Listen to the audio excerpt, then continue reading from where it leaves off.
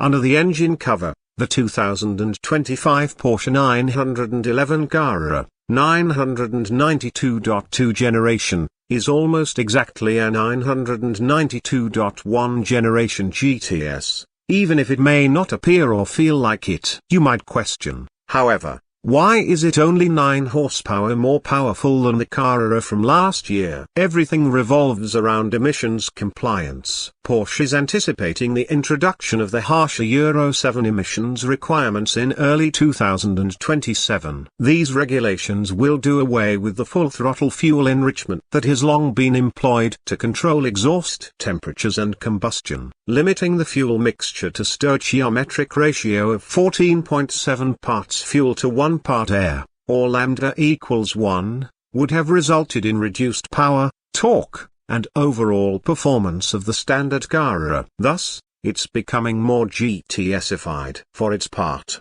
the GTS receives an update as well for the 992.2 generation, making it the first ever electrified 911. The Carrera's engine could run aggressive spark advance because of the extra fuel evaporating to cool down the combustion chamber. Power is lost when you dial that back to keep the engine from killing itself without the extra fuel. The answer is to use a giant intercooler to cool the charge as much as possible and to pack in more air to burn fuel more lawfully. Thus, the 911 turbo's intercooler and the larger turbos that once drove the GTS are borrowed for the base 2025 Porsche 911 992.2 Carrera. Even while the 3.0-litre engine receives more airflow than the previous Carrera turbos could manage, the boost pressure is reduced from the previous GTS levels to 17.4 pounds per square inch. With that reduction and the Lambda 1 compliance,